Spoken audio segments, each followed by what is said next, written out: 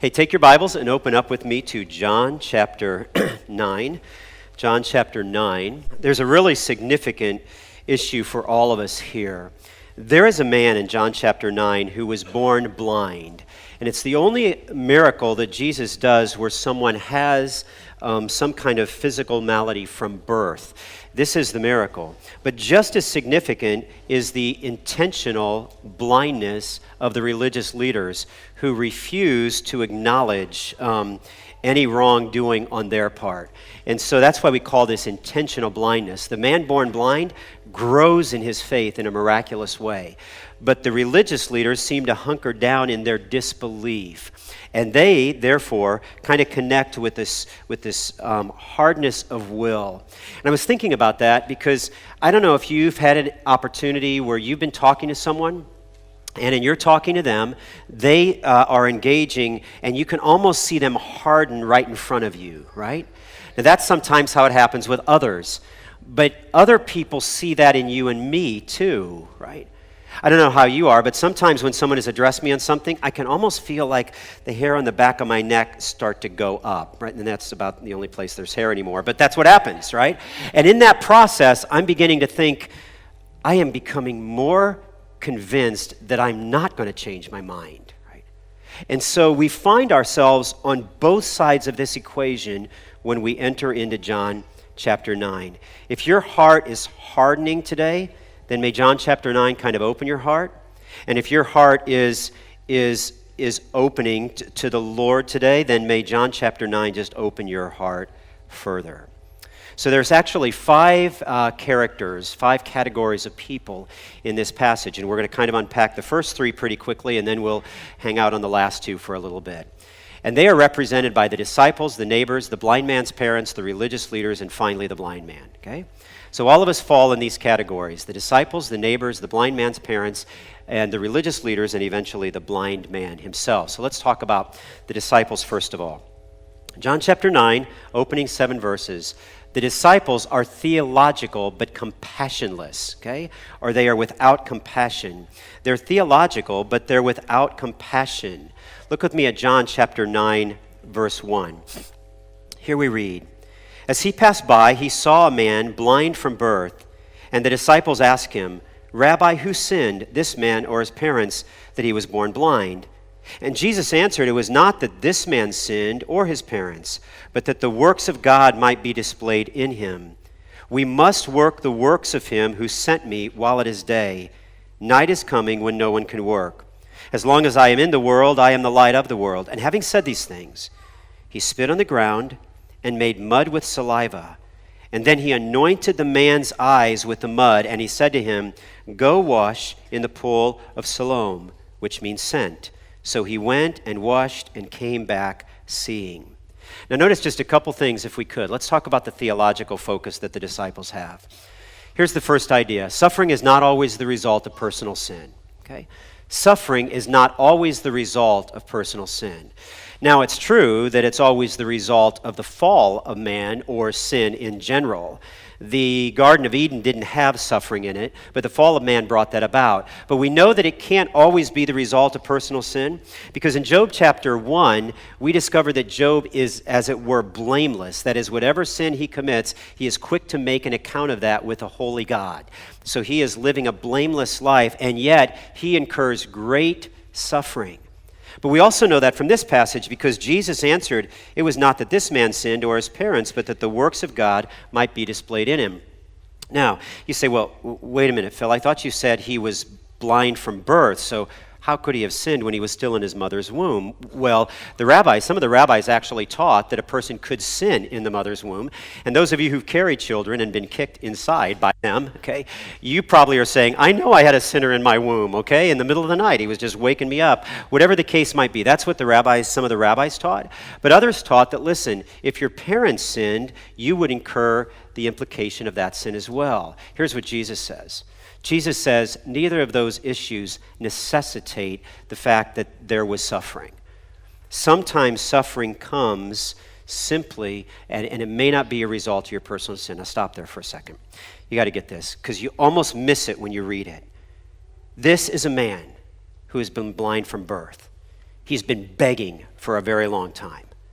I just want you to picture this. The disciples walk up, they come by him, they see him, they ask a theological question. They don't even appear to be concerned about him. Right? Think about this for a moment. What I know of people who are blind is that all the rest of their senses are finely tuned. Right? I have a good friend who's blind.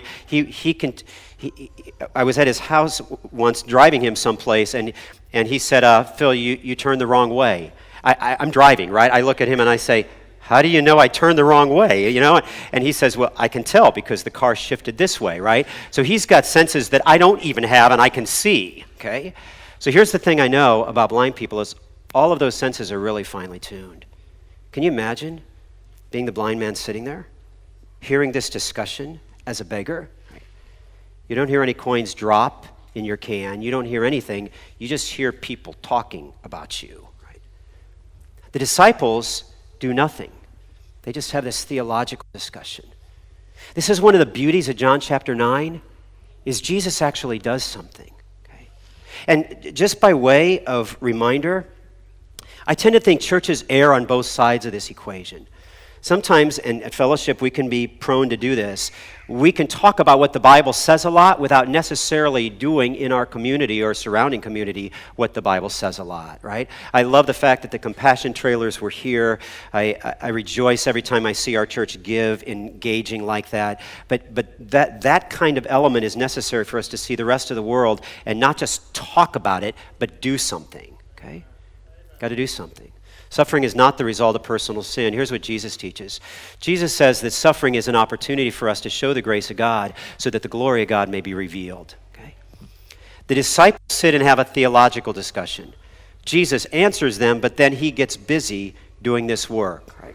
And you don't want to miss this. The work that he did engaged the person who was blind. He didn't just say, hey, Jesus does healings in the New Testament, where he just says, lift up your hand, and the withered hand comes up and it comes back to life as the man lifts up his hand.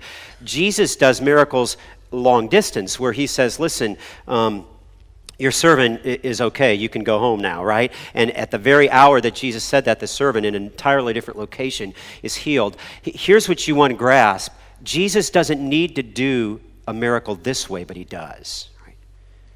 He spits on the ground, he takes the saliva, mixes it with the dirt, he rubs it into the man's eyes. Okay? Probably highly uncomfortable, even though he couldn't see. That doesn't mean he doesn't have nerve endings under his eyelids. Okay?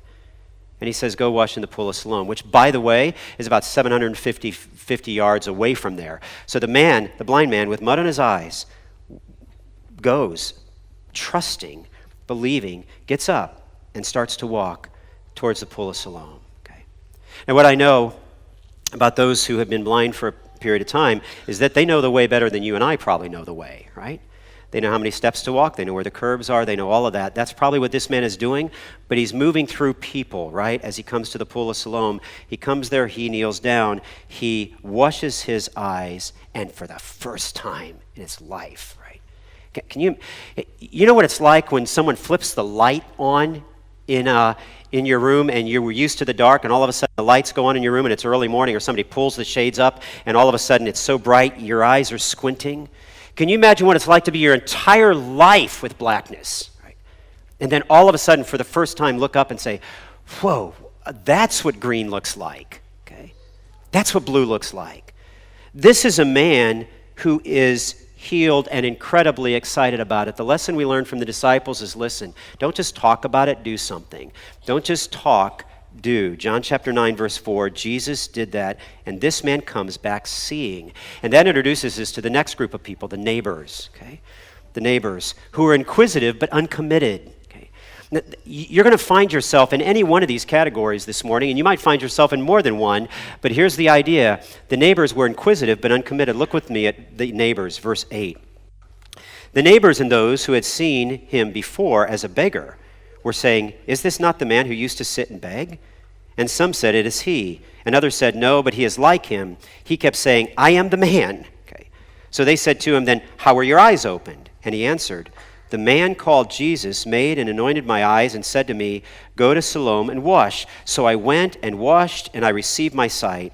And they said to him, "Where is he?" And he said, "I do not know." That's right, because he's never seen Jesus, okay? He only knows that he probably would recognize his voice, but he doesn't know him by sight.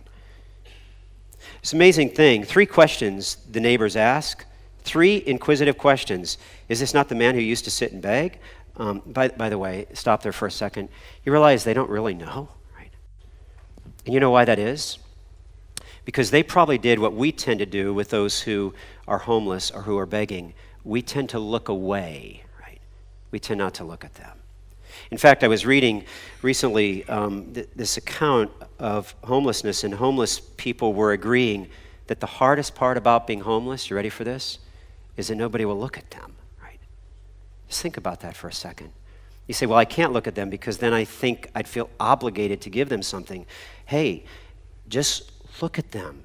Give them a smile or something, right?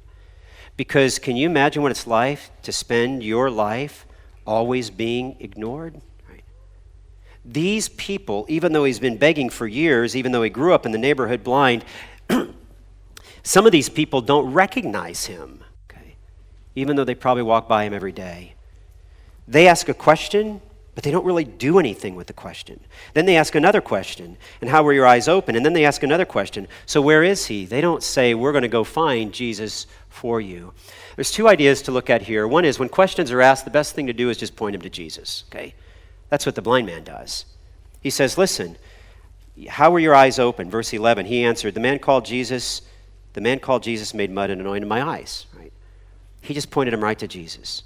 He said, listen, I don't know where Jesus is, but I'll tell you what, this is the man who did it. When someone is asking you questions, at some stage in your conversation with them about life or general or suffering or difficulty, at some stage you want to insert Jesus into the conversation, even if they choose to ignore it.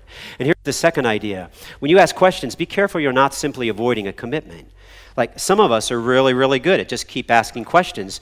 All the while we're saying, when I have my questions answered, then I'll believe. I just want to tell you, the Bible, the God of the universe doesn't work that way. There are things, even if you got all your questions answered, there are still things you would not know about this world. Okay? Let me ask you a question this way. How many of you have been at least 2 trillion miles into outer space? Anybody here? Don't raise your hand for this, okay? That means there are things you've never seen and you will not see this side of heaven. That means there are things you do not know. If you buy the line that says, I'm just going to keep asking question after question after question after question, you will never fully engage. And the neighbors don't. There is no account of the neighbors ever coming to faith in Christ. There's no account of them saying, hey, we want to help the blind man. There's no account of anything, just that they ask questions and then they're off the table. Right? Here's the other idea. Don't just ask, believe. Okay? So with the first one, we said, don't just talk, do. But with the neighbors, we want to understand that we don't just ask questions. At some stage, say, this is reasonable to believe that Jesus Christ is who he claims to be. I'll believe, right? At some stage, believe. Let me take you to a third group. Here's the third group, the blind man's parents. They are truth tellers, sort of. Okay, just say this with me, okay? They are truth tellers, sort of, okay? But they're fearful. And that should be a reminder to you that you and I tell the truth, but where we grow fearful, we tend to alter the truth, right? The parents' story comes up a little later because the religious leaders, the Pharisees, don't believe. Verse 13 of chapter 9. They brought to the Pharisees the man who had formerly been blind. He's not blind anymore. Now it was the Sabbath day when Jesus made the mud and opened his eyes. Michael Card says of the Pharisees, they're way more concerned about mud on the Sabbath than the miracle that took place, right? Verse 15. So the Pharisees again asked him how he had received his sight. And he said to them, he put mud on my eyes and I washed and I see. And some of the Pharisees said, this man is not from God, for he does not keep the Sabbath. But others said, how can a man who is a sinner do such signs? And there was a division among them. So they said again to the blind man, what do you say about him? Since he opened your eyes, and he said he is a prophet. We'll come back there in a second. Now the Jews did not believe that he had been blind and had received his sight. See how they just deny the evidence. Until they called the parents of the man who had received his sight. And they asked him, is this your son, who you say was born blind? How then does he now see? And the parents answered, We know that this is our son and that he was born blind, okay? That much is truth, okay?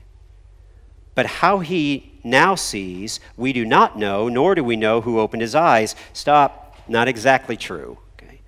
Because look what John adds in parenthesis in verse 22. He said his parents said these things because they feared the Jews, for the Jews had already agreed that if anyone should confess Jesus to be the Christ, he was to be put out of the synagogue. Okay, so they do know that Jesus did it, and they do know in some way how he did it, but they don't communicate that. They only communicate part of the truth, right? Because fear is kicked in. Now, for all of you who are parents and have raised children, you just got to stop and ponder this moment for a second, okay? In fear, the parents place their livelihood over rejoicing with their son. Can you feel the weight of that for a second? This is a man who's probably 25, 30 years old. He's spent his entire life begging. He now sees. And the religious leaders try to talk him out of the fact that he's not really a man who can see, right? And then he hears his parents say something like, we're afraid we're going to be thrown out of the synagogue, and because we're going to be thrown out of the synagogue, we're not really rejoicing with our son in this. Okay? And you want to say, if you're like that son, you'd want to say, Mom, Dad, what is wrong with you? I can see you. Like for the first time in my life, I know what you look like. Right? And the parents are saying, we know he's our son. We know he used to be blind. That's all we know. Right? Can you just imagine that for a second? The shame of that? The parents place their livelihood over rejoicing with their son. You say, well, come on, Phil, what is the big deal? What's such a big deal about being thrown out of the synagogue? Great question. The Nelson Study Bible adds this note. The Jews had 3 types of excommunication. One lasting 30 days, during which the person could not come within 6 feet of anybody else. One for an indefinite time, during which a person was excluded from all fellowship and worship. And one that meant absolute expulsion forever. And these judgments were very serious because no one could conduct business with a person who was excommunicated. What? If you were a businessman, that day would be the day that you could close shop because nobody's coming in, right? If you had to go to the grocery, that day is the day you better find another grocer to go to because the Jewish grocer is not going to sell you anything. Because that is the stranglehold that the religious leaders had on the people of Israel at the time. And just for a moment, imagine this. Like when Jesus did this work on the Sabbath, by the way, Jesus does a lot of miracles on the Sabbath, almost intentionally, as if to say, is anybody watching? What day of the week is it? Oh, it's the Sabbath, which would be their Saturday, right? It's the Sabbath, I'm going to go ahead and do my miracle. Now, you just got to understand how significant that was for them and how significant it still is. I remember when I first went into Cedars-Sinai Hospital when we lived in California and I was selling medical supplies to get through seminary. I came to a set of elevators. There's like 20 stories. I came to the set of elevators. I opened the door, and it said, right above the elevator, this elevator stops on every floor on Saturdays. Why? Because it is work for a religious Jew to reach out and touch the button, right? So they can walk in, the door miraculously opens, they stop, they stand, and pity the poor soul who got in that elevator on a Saturday, right? Every floor it's going to stop on. The Jews had what they called their oral tradition or their oral law, which meant that, listen, you can't do work on the Sabbath. Now, if you're just an average person and you got a needle in your pocket, no big deal. But if you're a seamstress and you forgot to take the needle out of your pocket on Saturday, you took one step, you were walking with your tools in your pocket, you'd violated the Sabbath. They had all these rules, like you couldn't husk corn on a Saturday. Like, can you imagine that if you were going to have your cookout in South Jersey? If you were going to have your cookout, you couldn't husk corn. But it wasn't really husking corn if you had honey on the back of the spoon and it hit the husk, and when you lifted it, it came off, right? So from there on out, every Saturday, Jews husk their corn with sticky spoons, okay? See, I just want you to see how crazy all those laws had become. So you know what they're saying to Jesus? You can't reach down and make mud as a healer on a Saturday. You did that, you violated the Sabbath. That's the control they had. And in that control, the people felt great fear, except, you ready for this? Except the man who had been born blind. It's like he doesn't even really care. It's like he is so far removed from being intimidated by the Jewish religious leaders. In fact, I'll show you that. It's one of my favorite lines in all of the Bible, okay? Jump over with me to John chapter 9. So they called the man a second time, right? Who had been blind, and said to him, "Give glory to God." That's literally saying, we're putting you under an oath. Tell us what you did. Put your hand on the Bible and tell us. We know that this man is a sinner, that is Jesus. Will you agree with us? And he answered, honest. Whether he's a sinner, I do not know. I've never seen him. One thing I do know, though, that I was blind and now I see. And they said to him, what did he do to you? How did he open your eyes? And he answered, I've told you already, right? And you would not listen. Why do you want to hear it again? Do you want to become one of his disciples? Okay. That's one of my favorite lines in all of the Bible, right? It's like the man is so unintimidated by them that he cracks a joke right in the middle of it. Okay. He doesn't care that he's going to be thrown out of the synagogue. What he knows is that he has experienced something that he's never had before, and he knows it was from God. And they reviled him, verse 28, saying, you are his disciples, but we are disciples of Moses. We know that God has spoken to Moses, but as for this man, we do not know where he comes from. And the man answered, why, this is an amazing thing. You do not know where he comes from, and yet he opened my eyes. We know that God does not listen to sinners, but if anyone is a worshiper of God and does his will, God listens to him. Never since the world began has it been heard that anyone opened the eyes of a man born blind. See, born blind. If this man were not from God, he could do nothing. They answered him, you were born in utter sin, and would you teach us? And they cast him out. See how they throw him out? They excommunicate him. And that brings us to the religious leaders. They were spiritually blind but unwilling to see. Over and over again in this passage, you can almost just hear them settle into their will. They're not going to change. Okay? That's a catastrophe for a person who wants to follow God. Because we are not like God yet. One day we will become like him when we see him as he is, but for now we're not, right? We'll never fully become like him, but like him and conform to the image of Christ. Here's the picture. We're not. So that means God's not going to change. We're going to change. Okay? And the moment you say, I'm not changing, like the religious leaders said, you remain caught in your spiritual blindness. Let me show you 4 things about their hardening of pride. John chapter 9, verse 16. Here's the first thing that happened. John chapter 9, verse 16. Some of the Pharisees said, this man is not from God, for he does not keep the Sabbath. Okay, now we've already talked about that. The oral traditions were you had to husk your corn with a sticky spoon. Okay, so here's the image. This man is not from God. Here's the picture, because he didn't keep their oral law, their rules. And the first idea is this: they elevated their opinion.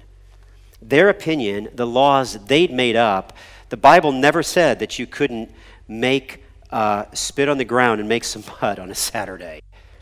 In fact, Jesus makes the argument throughout that one of the reasons they can believe he is from God is because God doesn't wait until Sunday to start to heal a person.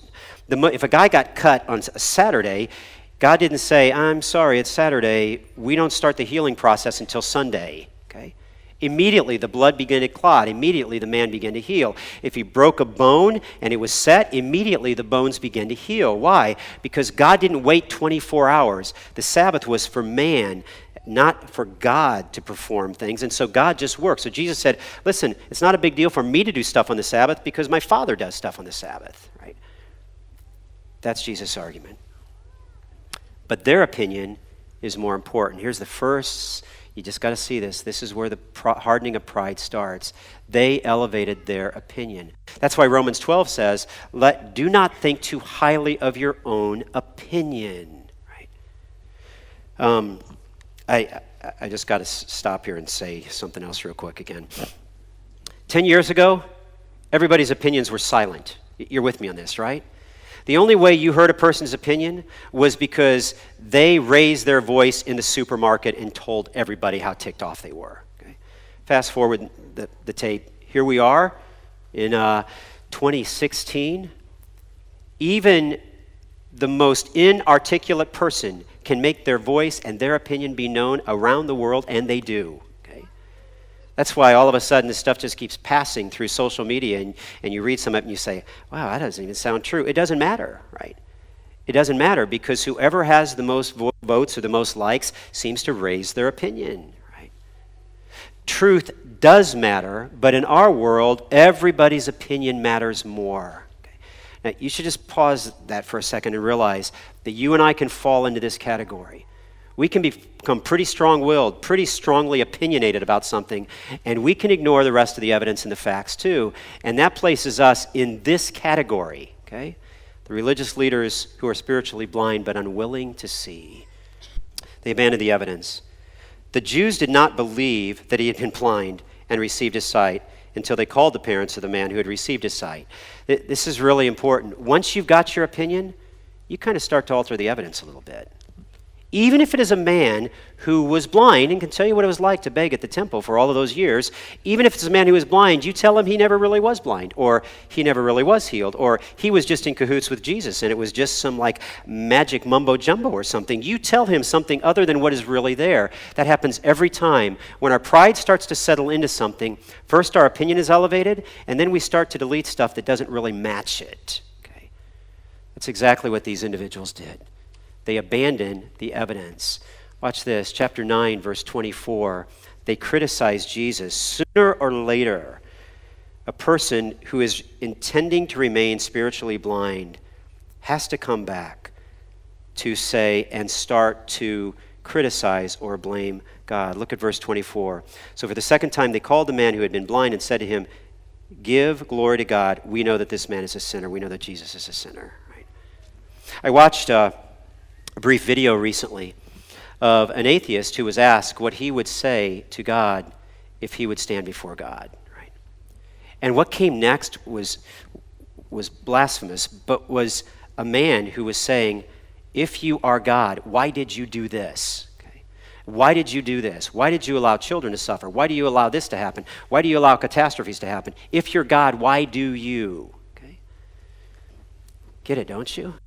Anytime we hunker down in our position, sooner or later we get to step 3. We begin to criticize God. And remember what God said to Job?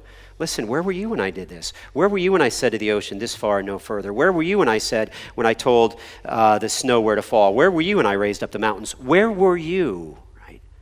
The point is this, that you and I, in our suffering and pain, should not come to the point where we begin to criticize God. Is he big enough to handle it? Yes. He didn't strike the atheist dead. But the point is this, that should not be our position. Our position should be one of gratitude for what God has done through the Son. And finally, note this, they rejected meaningful relationships. And we find that in verse 22, where the parents were afraid that they were going to be thrown out.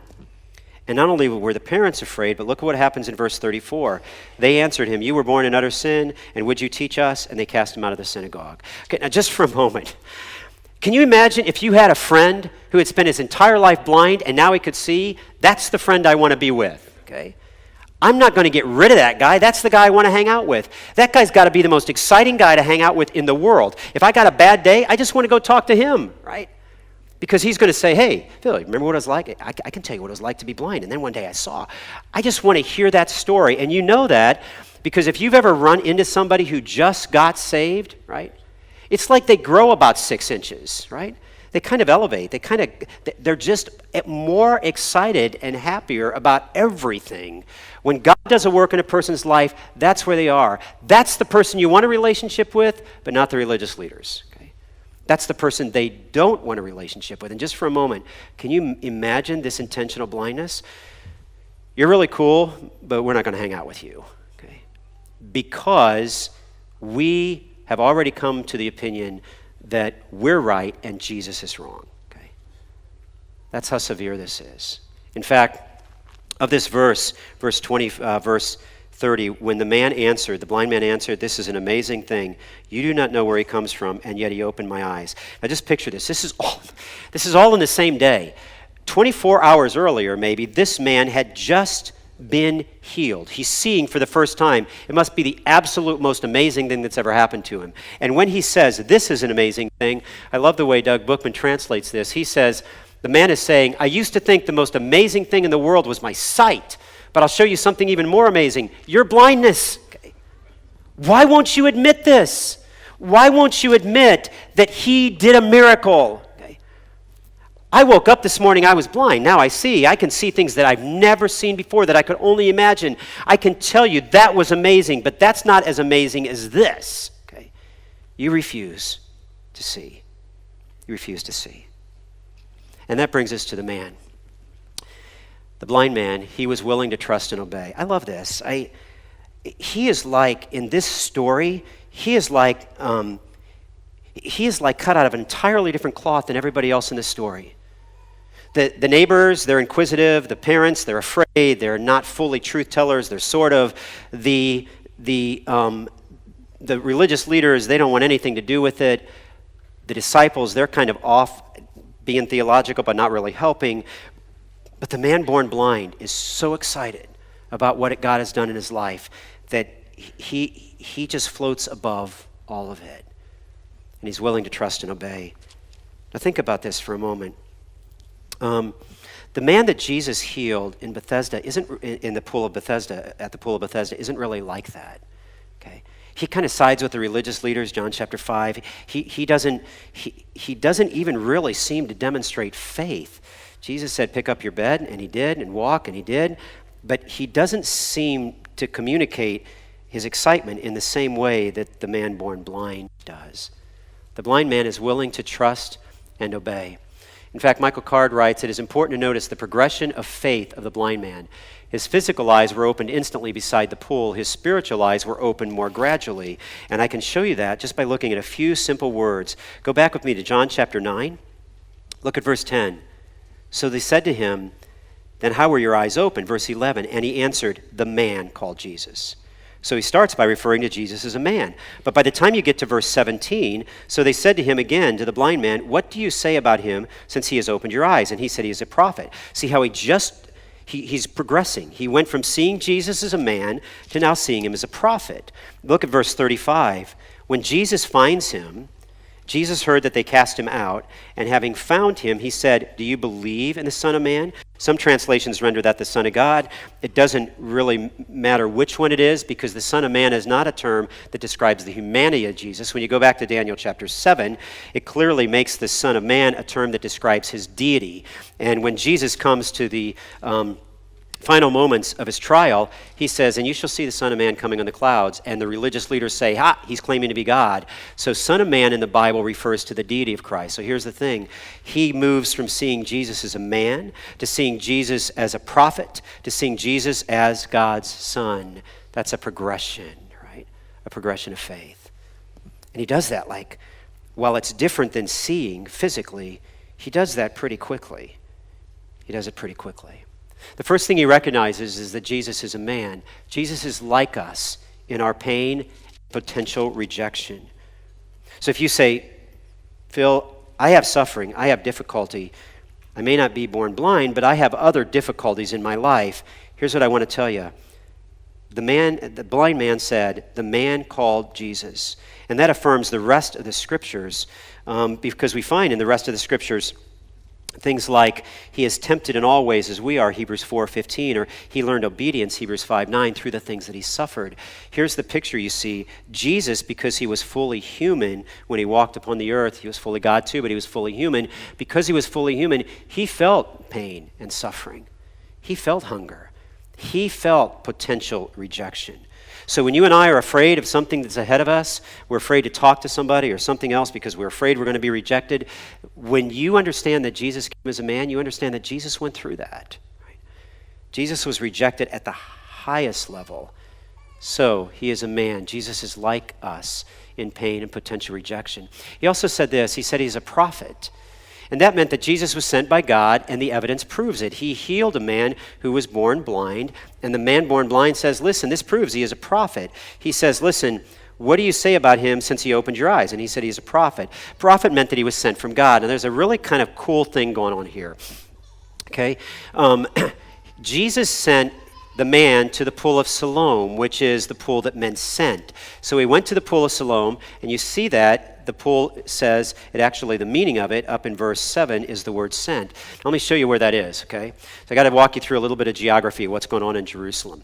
So here's the old city, and you can see that circled up in the top, up in the red circle at the top is the spring of Gihon, and I'll show you that in a second. But you'll see that the pool of Siloam is down here at the lower part of the city. So the spring of Gihon is actually outside the Jerusalem wall. You say, why is that important? Because here's how it worked during biblical times. The people didn't live in the city, okay? They lived outside of the city. That's where they grew their gardens. That's where they had their house. That's where they raised their crops. That's where they fed their sheep, outside of the city in the rural hills. But when an army came to attack, they left their homes and they ran into the city, okay? Because the city is surrounded by a wall, and you can kind of see the wall that goes around the whole city of Jerusalem here. So watch what happens. They're inside the city. That's really good for a short term. But armies learned that they could starve people out of cities because eventually they can go maybe 40 days, 30 or 40 days without food, but they can't go that long without water. Okay? And so what they did back in the king's times is that they took that spring of Gihon and they dug a little tunnel called Hezekiah's Tunnel. You can't really make it out there, but it runs outside the wall, it's underground, and then it pops inside the city underground, and then it empties in the pool of Siloam. Okay. Now, I think Scott talked about this, right? They go down with their golden pitchers. Did we talk about this, Scott? Go down with their golden pitchers to the pool of Siloam. They pick it up. They bring that water up, and they pour it in the temple some location, and it was meant to be a messianic thing. Here's why it's meant to be a messianic thing. This is like the old viewfinder look, right? So this is an old black and white picture of the pool of Siloam. You can see it. It looks almost like there's a dam back there. There's water there in the back. And so just imagine that there's a drain that's secretly dropping that water, and it comes down into Hezekiah's tunnel. The reason that's important is because at this spring is where King Solomon was anointed to be king. This is kingly water, right? That's the idea. But the water was sent through Hezekiah's tunnel, like right here, down through the tunnel. It comes down underneath. Can you imagine? They carved this out thousands of years ago. By the way, there's a little S turn in there, I guess, where when they were digging it out, when they were excavating it, they all of a sudden said, hey, it seemed to make an S turn. That's because they were digging from both sides, and they listened to the one guy kind of hammering and talking, and so they moved over, and so they figured out how to connect with their engineering two sides of the tunnel, right? It's really remarkable. And it runs about 1,700 feet, so it's fairly significant. And then it enters right here into the pool of Siloam. And that's why they called it, the pool of Siloam was sent. It's sent water. It's water that is sent from the spring of Gihon under the ground into the pool of Siloam. Here's what's amazing. Jesus says, go wash in the water of the pool of Siloam. I was sent to you, and I am the king who will one day reign. And I am sending you now to the water that was sent. Right? It's a beautiful picture affirming even just what Jesus was saying is, listen, I am the prophet. I am the one who was sent by God. The religious leaders ignored it, but this man didn't. He didn't. He is a prophet. Jesus was sent by God, and the evidence proves it. Finally, this last one, he is God's son. Jesus is to be believed and worshiped. And the end of John chapter 9 is absolutely beautiful and breathtaking. For there, picture it, the man born blind, ever since his eyes have been opened, his life was just a simple beggar's life. He went to the temple, people dropped a few coins, he went home. But the moment he sees, nobody will rejoice with him in the fact that he can see. Okay? The religious leaders give him a hard time, kick him out of the temple. Mom and dad step back away from him because they're afraid. Everybody will not rejoice with him. And then he meets Jesus. Jesus heard that they had cast him out. Verse 35, and having found him, he said, do you believe in the Son of Man? And he answered, and who is he, sir, that I may believe in him? And Jesus said, you have seen him, and it is he who is speaking to you. And he said, I love this, Lord, I believe. And he worshiped him. Did you see how his progression, because God was working in his life, Jesus did this work in his life, his progression was on one day this man went from physical blindness to being able to see, and from spiritual blindness to being able to see. And he worshiped him. And he said, Lord, I believe, and he worshiped him. And Jesus said, for judgment I came into this world, that those who do not may see, and those who see may become blind. And some of the Pharisees near him heard these things and said to him, "Are we also blind?" Right? And Jesus said to them, "If you were blind, you would have no guilt. But now that you say, 'We see,' your guilt remains." He says, listen, you want to stay stuck in your stubbornness? You don't believe that you need to change? And even God incarnate is supposed to change to be like you, right? You want to believe that? You are stuck where you are, and therefore your guilt remains. It's an incredible progression. The man comes to understand in his faith that Jesus understood his suffering, that Jesus was sent from God, and most importantly, Jesus was the one who he would believe in and he would worship because he fully was God's son. Here's your question this morning. Which side of that equation are you on, right? Are there things in your life where you know good and well you're kind of delineating, keep kind of cutting out parts of the truth so that you can stay stuck where you are? Right? Are you coming with the blind man's exuberance and willingness to abandon everything in order to believe and worship the true and living God?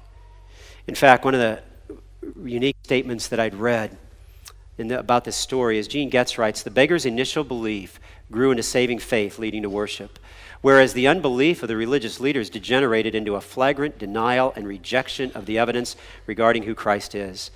We should not be surprised when the message of Christ leads either to a saving faith or to a total rejection of the salvation story." Right? It's going to be one or the other. Right? And it's such a great line in the sand to say, "Lord, I believe," not "Lord, I reject." So come to Jesus humbly, acknowledging you're in need, and trust him, and come to him and call out to him, and he will do the saving work in your life. And you too will grow in that progression of faith, seeing Jesus for who he is, not rejecting him because you want to do it your way. Will you bow your heads with me? I'm going to ask our worship team to come. They'll close us this morning.